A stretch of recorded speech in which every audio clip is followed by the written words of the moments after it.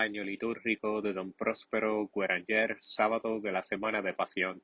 Desde hoy comenzamos con el Santo Evangelio a contar de un modo preciso los días que deben pasar antes de la inmolación del Cordero Divino. Este sábado corresponde al sexto día antes de Pascua según el cómputo de San Juan. En el capítulo 12, la unción de Betania. Jesús está en Betania. Se celebra un festín en su honor. Lázaro, resucitado, asiste a este banquete, que tiene lugar en casa de Simeón el leproso. Marta se ocupa en los quehaceres de casa. Su hermana María Magdalena, a quien el Espíritu Santo hace presentir que la muerte y sepultura de su amadísimo Maestro se acercan, ha preparado un perfume que va a esparcir sobre él. El Santo Evangelio, que guarda siempre una discreción llena de misterios sobre la Madre de Jesús, no nos dice nada acerca de su estancia en ese tiempo en Betania, pero es imposible dudarlo. Se hallaban también los apóstoles y tomaban parte en el banquete, mientras los amigos del Salvador se reunían así en torno de él en esta villa de Betania, situada a 2000 pasos de Jerusalén. El cielo se entristecía cada vez más sobre la ciudad infiel. Con todo, Jesús hará mañana en ella una aparición, pero lo ignoran aún sus discípulos. El corazón de María está triste. A Magdalena la absorben pensamientos de duda. Todo anuncia un próximo desenlace. Historia de esta jornada. La Iglesia ha reservado con todo el relato del Evangelio de San Juan que nos cuenta los hechos de esta jornada para la misa del lunes próximo. La razón de esta particularidad es que hasta el siglo XII no había estación en Roma. El Papa empezaba por una jornada de descanso. Las fatigas de la gran semana, cuyas solemnes funciones debían comenzar mañana, pero aunque no presidía la asamblea de los fieles, no dejaba por eso de cumplir en este día dos prescripciones tradicionales que tenían su importancia en los usos litúrgicos de la Iglesia romana. En el transcurso del año el Papa tenía la costumbre de enviar cada domingo una porción de la Sagrada Eucaristía, consagrada por él mismo, a cada uno de los sacerdotes que servían los títulos presbiteriales o iglesias parroquiales de la ciudad. Este envío, o mejor, esta distribución tenía lugar desde hoy durante toda la Semana Santa, quizás a causa de que la función de mañana no permitiría que se ejecutase deshogadamente. Los antiguos monumentos litúrgicos de Roma nos descubren que la repartición del pan sagrado se ejecutaba en el consistorio de Letrán. El cardenal Tomasi y Benedicto XIV se inclinan a creer que también tomaban parte en ella los obispos de las iglesias subfurbicarias. Existen otras pruebas en la antigüedad que nos muestran que los obispos enviaban en ciertas épocas mutuamente la Sagrada Eucaristía, en señal de la comunión que los unía. En cuanto a los sacerdotes encargados de los títulos presbiteriales de la ciudad, a quienes se remitía cada semana una parte de la Eucaristía consagrada por el Papa, ellos se servían de ella en el altar, introduciendo una partecita de este pan sagrado en el cáliz antes de comulgar. La otra costumbre de este día consistía en una limosna general que presidía el Papa y que estaba sin duda destinada por su abundancia a suplantar la que no podía realizarse en Semana Santa, que absorbían los oficios divinos y las demás ceremonias. Los liturgistas de la Edad Media hacen resaltar la estrecha relación que existe entre el pontífice romano, que ejerce en persona las obras de misericordia con los pobres, y María Magdalena, que embalsama con sus perfumes este mismo día los pies del Salvador. Posteriormente, en el siglo XII, se establece una estación. Tiene lugar en la iglesia de San Juan ante Portam Latinam. En ella se ha localizado el episodio del martirio del discípulo amado, sumergido en una caldera de aceite hirviendo. Oración. Suplicarnos, Señor, hagas que el pueblo, a ti dedicado, avance en el amor de la piadosa devoción, para que, instruido con sagradas acciones, cuanto más grato sea a tu majestad, tanto más enriquecido se vea de celestiales dones por Jesucristo nuestro Señor. Epístola. Lección del profeta Jeremías. En aquellos días dijeron entre sí los judíos impíos: venid y maquinemos planes contra el justo, porque no faltará la ley del sacerdote, ni el consejo del sabio, ni la palabra del profeta. venid e irámosle con la lengua, y no consideremos todas sus palabras. Atiéndeme, Señor, y oye la voz de mis adversarios. ¿Acaso he devuelto mal por bien para que caraben un hoyo contra mi vida? Acuérdate de que te he estado en tu presencia, para hablar bien por ellos, y para apartar de ellos tu indignación. Por eso entrega sus hijos al hambre, y hazlos pasar por la espada, queden sin hijos, y viudas sus mujeres, y perezcan con muerte sus maridos, sus jóvenes sean cocidos por la espada en la batalla. Óigase el clamor de sus casas, porque lanzarás bruscamente sobre ellos al salteador. Porque cavaron un hoyo para cazarme, y escondieron lazos para mis pies. Pero tú, Señor, conoces todas sus maquinaciones de muerte contra mí. No perdones su iniquidad, y no se borre su pecado de tu cara. Caigan derribados en tu presencia. Extermínalos en el tiempo de tu furor, Señor Dios nuestro. Anátemas contra los pecadores. No se leen sin cierto temblor los anátemas que Jeremías, figura de Cristo, dirige a los judíos sus perseguidores. Esta predicción se cumplió letra a letra en la primera ruina de Jerusalén por los asirios. Recibió una confirmación más terrible aún en la segunda visita de la ira de Dios sobre esta maldita ciudad. No fue ya solo a Jeremías, profeta, a quien los judíos persiguieron con furor y tratamientos indignos. Fue al mismo Hijo de Dios a quien habían rechazado y crucificado. A su mismo Mesías habían devuelto mal por bien. No es solo Jeremías quien ha rogado a Dios que los perdonara y retirara de ellos su indignación. El mismo hombre Dios ha insistido persistentemente en su favor, y si finalmente los ha abandonado a la justicia divina, ha sido después de haber agotado todos los medios de misericordia y perdón.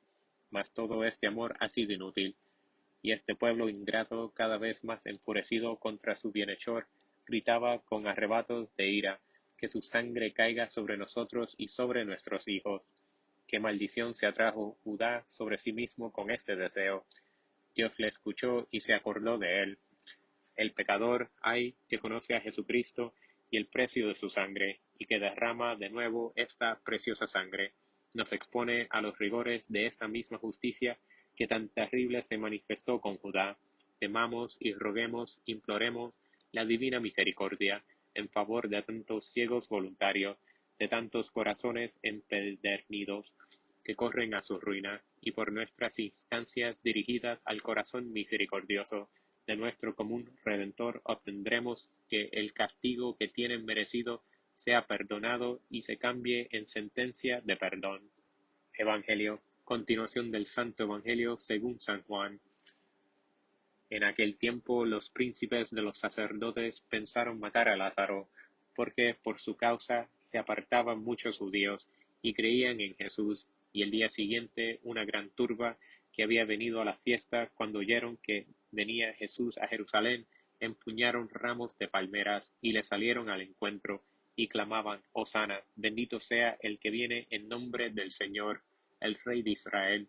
Y encontró Jesús un ancillo y se sentó sobre él, como está escrito: He aquí a tu rey, que viene sentado sobre la cría de un asna. Esto no lo entendieron entonces los discípulos, pero cuando fue glorificado, Jesús se acordaron de que estas cosas estaban escritas de él, y de que le hicieron estas cosas. Y la gente que estaba con él, cuando llamó a Lázaro del sepulcro y le resucitó de entre los muertos, daba testimonio de ello. Por eso le salió al encuentro la turba, porque oyeron que había hecho este milagro. Dijeron entonces los fariseos entre sí: ¿Veis cómo no adelantamos nada? Todo el mundo se va detrás de él.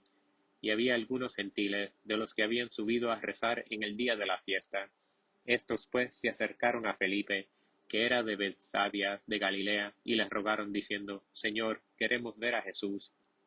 Fue Felipe y se lo dijo a Andrés. Andrés y Felipe se lo dijeron después a Jesús, y Jesús les respondió diciendo: Ha llegado la hora de que el Hijo del hombre sea glorificado.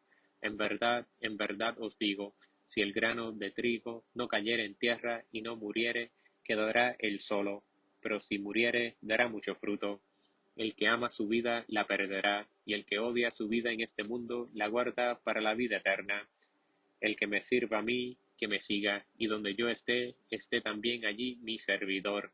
Al que me sirviere a mí le honrará mi Padre. Ahora mi alma está turbada. ¿Y qué diré? Padre, sálvame de esta hora.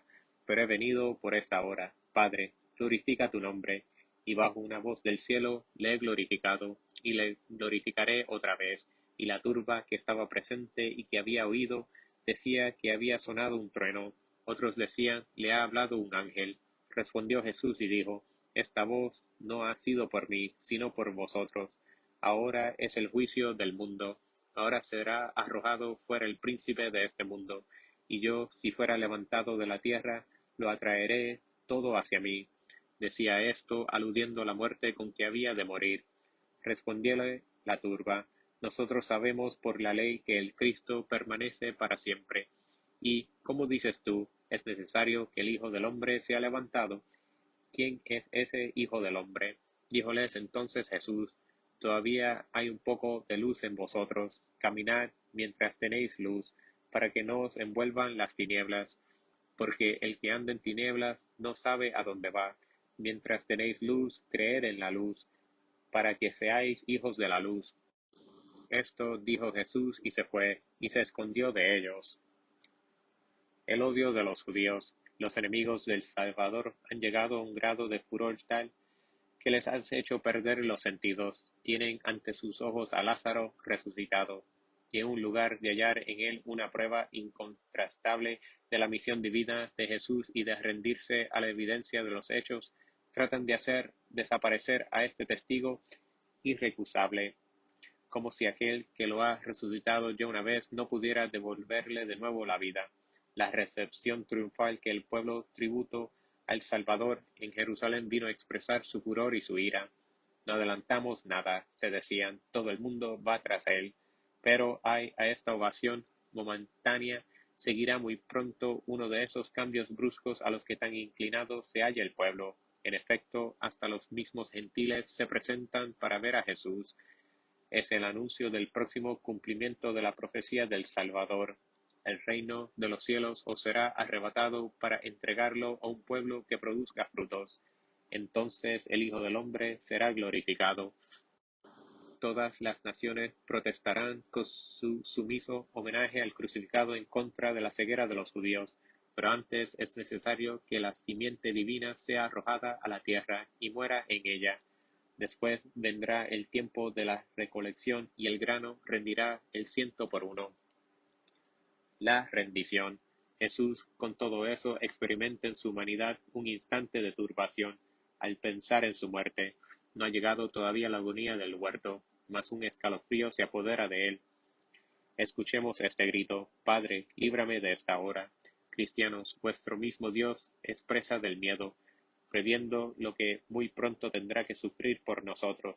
Pide el verse libre de este destino que ha previsto y querido, pero añade, para esto he venido yo. Padre, glorifica tu nombre. Su corazón está tranquilo a pesar de todo. Acepta de nuevo las duras condiciones de nuestra salvación. Escuchad también esta palabra de triunfo. En virtud del sacrificio que va a ofrecer, Satanás será destronado. Este príncipe del mundo va a ser arrojado por tierra. Mas la derrota del demonio no es el único fruto de la inmolación de nuestro Salvador. El hombre, este ser terreno y depravado, va a dejar la tierra y se va a elevar hasta el cielo. El Hijo de Dios, como un imán celeste, lo atraerá en adelante hacia sí. Cuando sea levantado de la tierra, dijo él, cuando sea crucificado, atraeré hacia mí todas las cosas. No piensa más en sus tormentos, en aquella muerte terrible que continuamente le asustaba. No ve sino la ruina de nuestro enemigo, nuestra salvación, nuestra glorificación por su cruz. Tenemos pues en estas palabras todo el corazón de nuestro Redentor. Si la meditamos, basten ellas solas para disponer nuestras almas a gustar los misterios de las que está llena la semana que comienza mañana. Oración. Suplicarnos sé, Señor, hagas que tu diestra proteja al pueblo que te suplica, y ya purificado le instruya benignamente para que, con el consuelo presente, crezca en los bienes futuros. Por Jesucristo nuestro Señor.